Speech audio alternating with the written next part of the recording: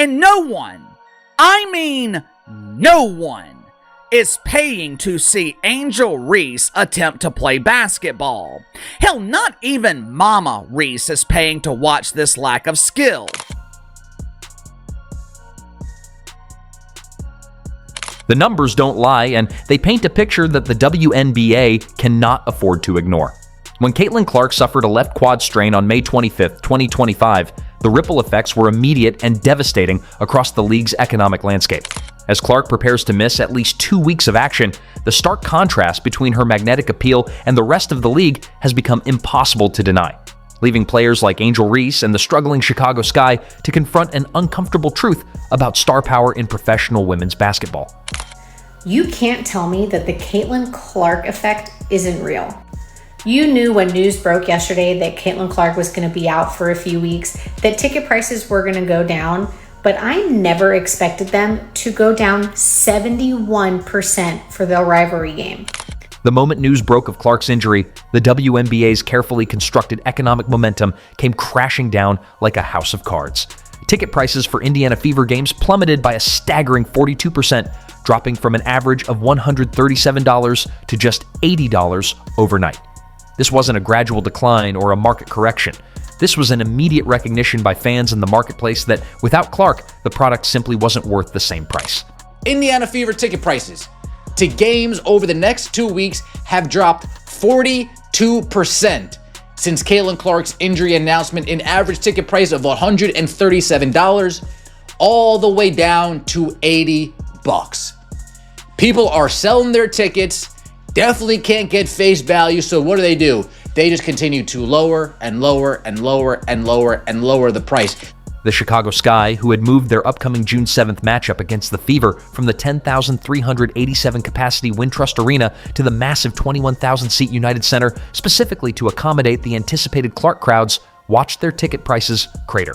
The get-in price for what was supposed to be a marquee showdown dropped from $86 to just $25 as news of Clark's absence spread. For a team that had invested significantly in moving to a larger venue, the financial implications were immediate and brutal.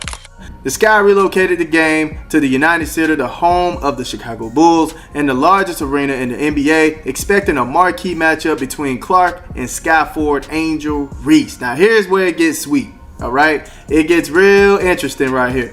However, uncertainty looms as ticket prices for the game have plummeted dramatically following Clark's injury announcement.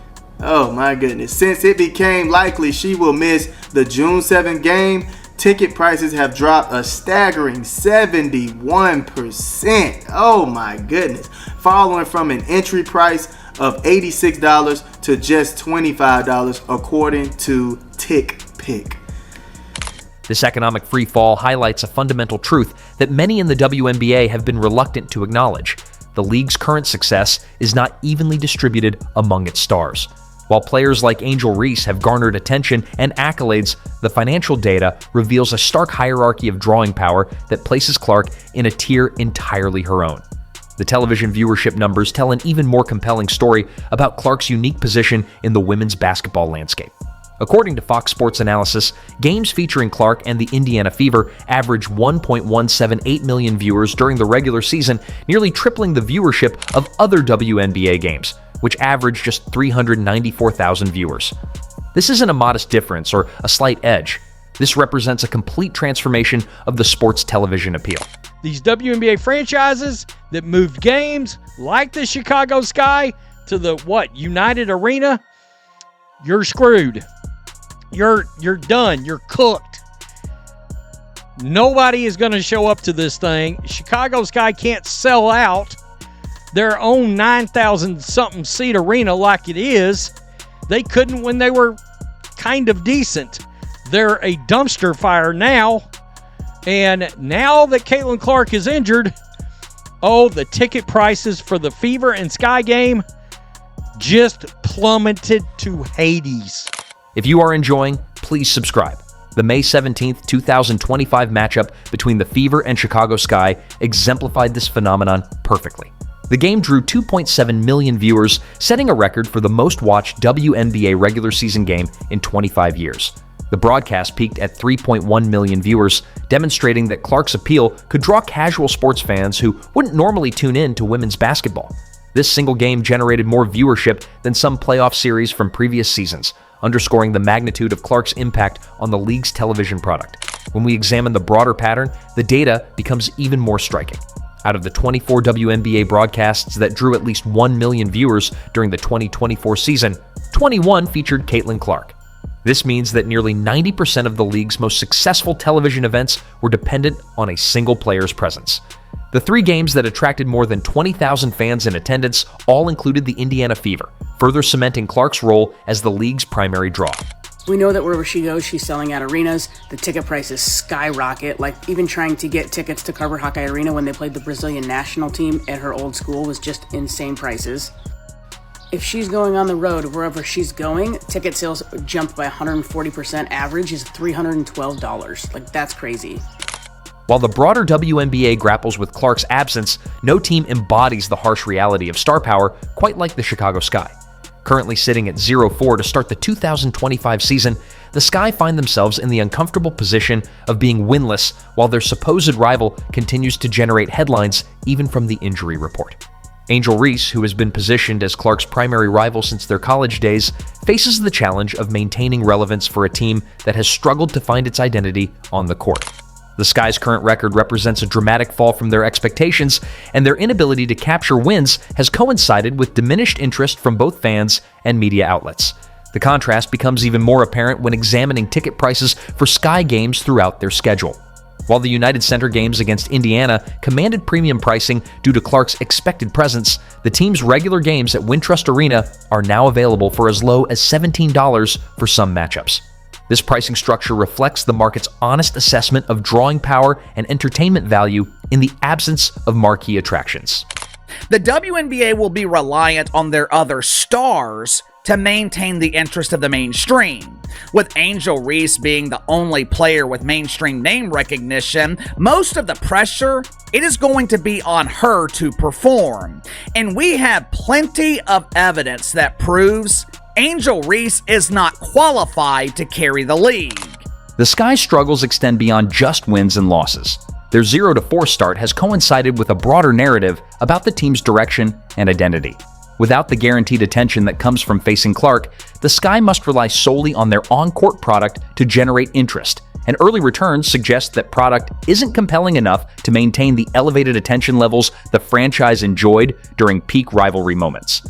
A comprehensive economic analysis revealed that Caitlin Clark was responsible for an astounding 26.5% of all WNBA economic activity during her rookie season. Projections for 2025 suggested Clark could generate approximately $875 million in economic impact for the league, with realistic potential to exceed $1 billion. These numbers aren't speculative or theoretical. They're based on measurable increases in attendance, merchandise sales, television revenue, and broader economic activity in cities where the Fever play. Caitlin Clark could be projected to be $1 billion revenue maker for the WNBA this year. Now, obviously, the WNBA won't see that money, won't see most of that money, and it's not just in the WNBA, but it's all of her sponsorships, it's all of her appearances, it's all that stuff. But according to the projections, we're looking at $875 million could easily eclipse $1 billion on her economic impact. Caitlin Clark entering the league last year was responsible for 26.5% of all of their economic activity. So revenue from merchandise, which again, with the CBA as it is currently, she doesn't see a dime of any of that. TV, and then ticket sales, obviously, which again, they don't get anything from that. The immediate market reaction to Clark's injury serves as a real-time validation of this analysis.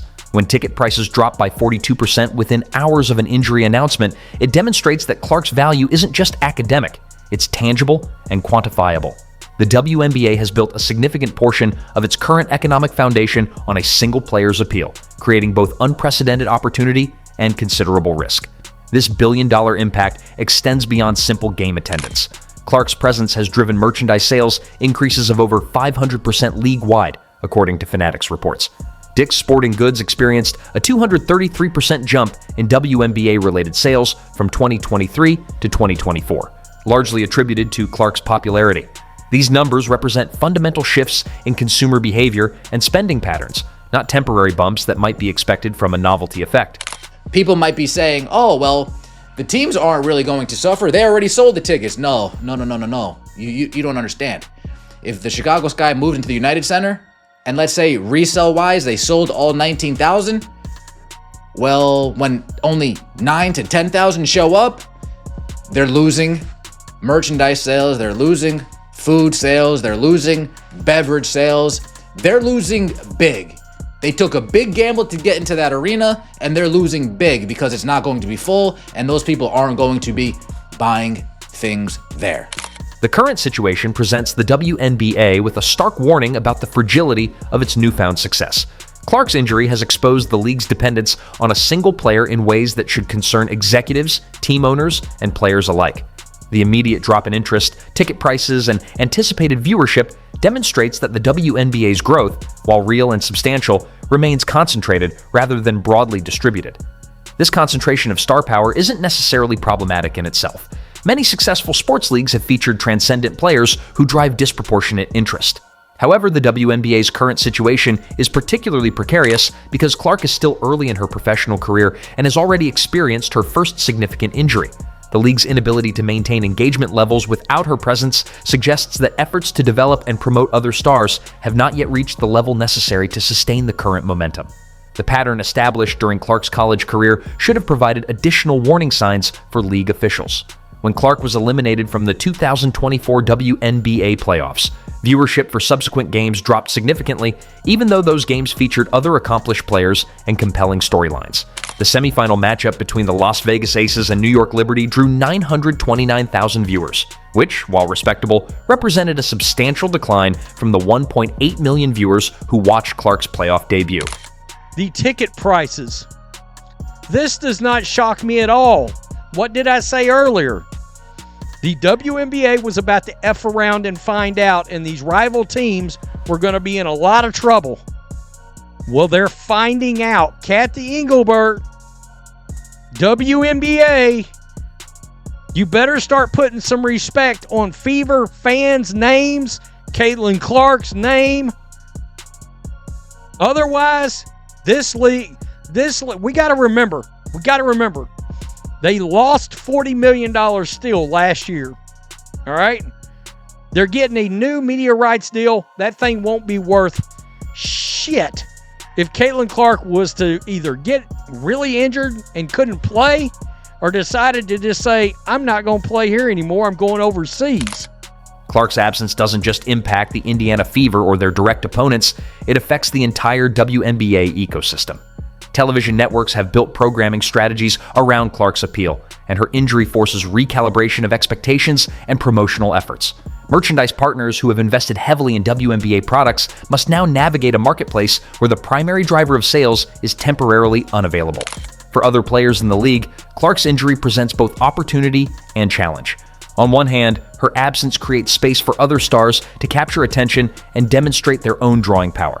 On the other hand, the immediate drop in overall interest suggests that the casual fans Clark brought to the sport may not remain engaged without her presence. The situation also highlights the importance of player health and injury prevention in a league where individual stars carry such significant economic weight. The WNBA's medical staff, training protocols, and game management strategies all take on additional importance when a single player's availability can impact league-wide revenues and attention levels.